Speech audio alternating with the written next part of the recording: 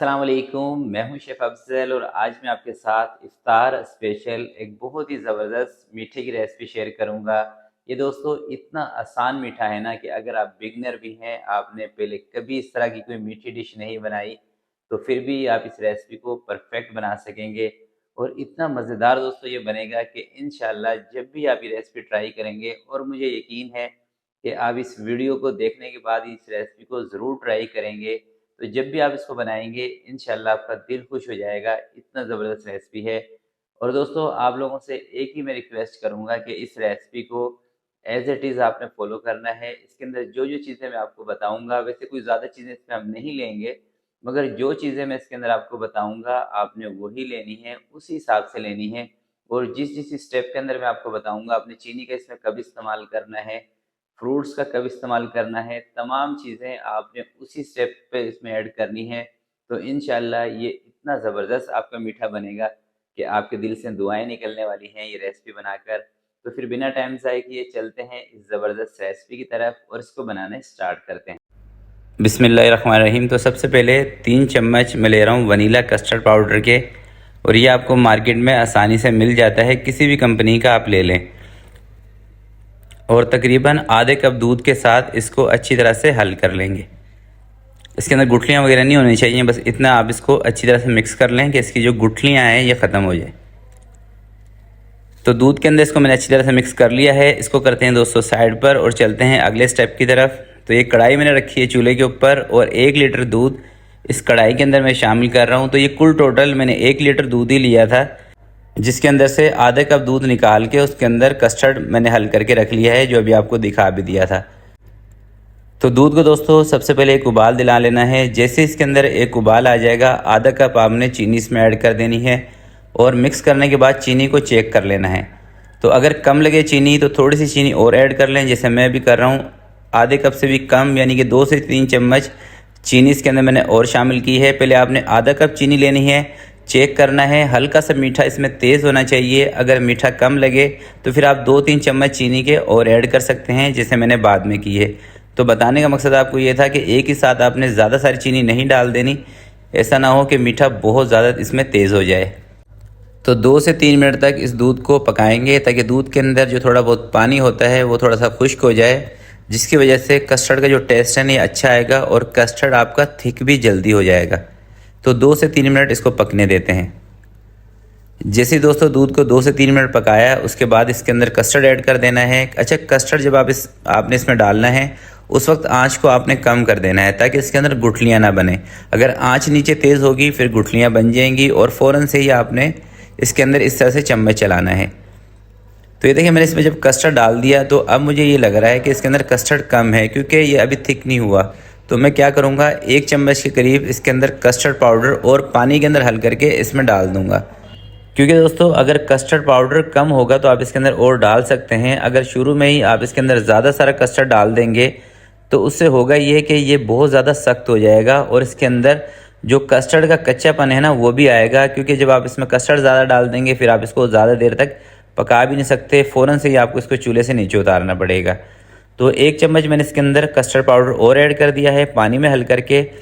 अब इसको 5 से 7 मिनट के लिए हल्की आंच पे मैं पका लेता हूँ, चम्मच चलाते हुए, ताकि कस्टर्ड का जो कच्चापन है वो इसके अंदर से ख़त्म हो। तो ये देखें दोस्तों, कस्टर्ड ऐड करने के बाद 5 से 7 मिनट तक मैंने इसको हल्की आंच पे पकाया था और इस तरह का इसका टेक्सचर अभी आ चुका है। तो ये भी मैं आपको ज़रा क्लोज़ करके दिखा रहा हूँ।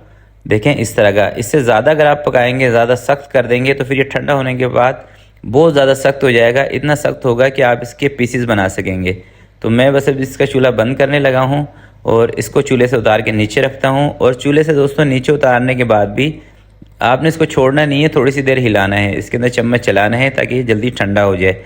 अगर ऐसे ही आप इसको छोड़ देंगे ना चूल्हे से नीचे उतार के, फिर इसके ऊपर एक परत सी जम जाएगी, जिसकी वजह से इसके अंदर गुठलियाँ आ जाएंगी। तो ये देखिए मैंने चूल्हे से नीचे उतारने के बाद भी इसको मैं ज़रा चम्मच इसमें चला रहा हूँ ताकि ये ठंडा हो जाए। 4 से 5 मिनट इसको ऐसे ही ठंडा करेंगे और फिर इसके अंदर कुछ और चीज़ें भी हैं जो हमने इसमें ऐड करनी है।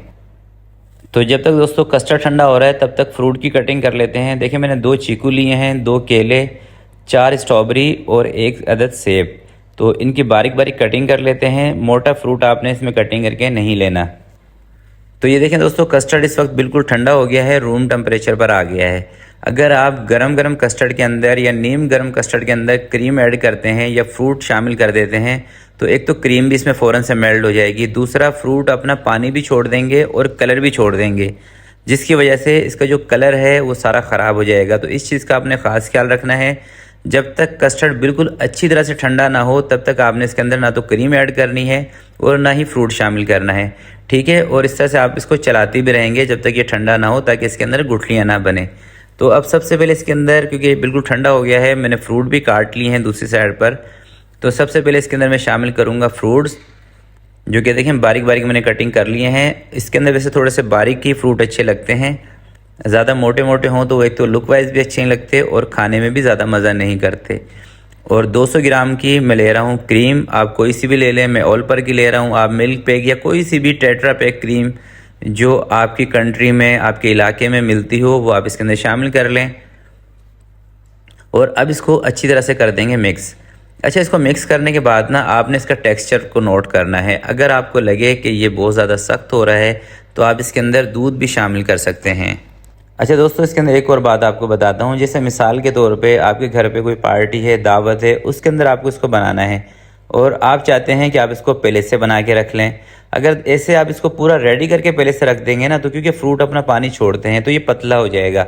इसके लिए आपको क्या करना है कि सिर्फ कस्टर्ड को बना के ठंडा करके आप इसको फ्रीज कर दें, फ्रीज़र नहीं करना। जैसे ही गेस्ट आएँ या गेस्ट आने में टाइम हो 2-3 घंटे पहले आप इसके अंदर फ्रूट और क्रीम ऐड करके रख सकते हैं, तैयार करके रख सकते हैं, ठीक है। अच्छा, अब ना इसका जो टेक्सचर है ये मुझे थोड़ा सा जानदार लग रहा है, यानी कि थोड़ा सख्त लग रहा है, तो मैं इसको थोड़ा सा पतला करना चाह रहा हूँ। तो अगर आपका भी यही कंडीशन हो और आपको थोड़ा सा इसको पतला करना है तो आपने या तो घर पे आपके बॉयल किया हुआ दूध रखा हो वो आप इसमें थोड़ा सा शामिल कर दें, या फिर डब्बे वाला जो दूध होता है किसी भी कंपनी का, वो आप इसमें ज़रा सा ऐड करके इसको सेट कर सकते हैं।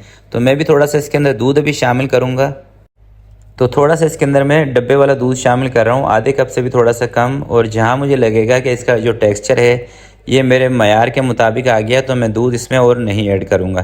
तो ये देखिए, मैंने थोड़ा सा इसके अंदर दूध शामिल किया था, आधे कप से भी कम, और अब मुझे लग रहा है कि ये बिल्कुल सेट हो गया है। क्योंकि थोड़ा सा ये और भी पतला होगा जब मैं इसको रखूँगा, जब फ्रूट अपना पानी छोड़ेगा थोड़ा सा। तो यहाँ पे इसका टेक्सचर बिल्कुल ज़बरदस्त है, क्रीमी टेक्सचर आ चुका है। तो देखिए माशाल्लाह से कितना ज़बरदस्त बना है। और अब दोस्तों आप बात कर लेते हैं कि कितने लोगों की सर्विंग होगी। देखें, अगर आप 1 लीटर दूध के साथ इस तरह से बनाते हैं ना, ये सारी चीज़ें ये ऐड करके, तो इसका जो कस्टर्ड ये बनेगा, ये सारा बनेगा तकरीबन 1.5 kg, 1.5 kg से भी थोड़ा सा ज़्यादा बनेगा। और ये तकरीबन आपके 10 से 12 अफराद के लिए काफ़ी है ये मीठा। अगर आपके घर पे 10 से 12 अफराद की दावत हो तो आप फिर 1 लीटर दूध के साथ इसी रेसिपी को बिल्कुल कॉपी करके बना सकते हैं। इंशाल्लाह ये मीठा ना तो आपका ज़्यादा रहेगा ना कम होगा। तो आज की वीडियो के लिए दोस्तों इतना ही। मैं उम्मीद करता हूँ ये रेसिपी आप ज़रूर ट्राई करेंगे और बनाने के बाद इसी वीडियो के नीचे आपने कमेंट्स करके मुझे लाजमी बताना है कि आपकी ये मीठी डिश कैसी बनी है। तो आज की वीडियो के लिए दोस्तों इतना ही। आपसे मिलते हैं किसी नेक्स्ट वीडियो में। तब तक के लिए मुझे दीजिएगा इजाज़त। अपना बहुत सारा ख्याल रखिएगा, अपने वालिदैन का ख्याल रखिएगा। अल्लाह हाफिज़।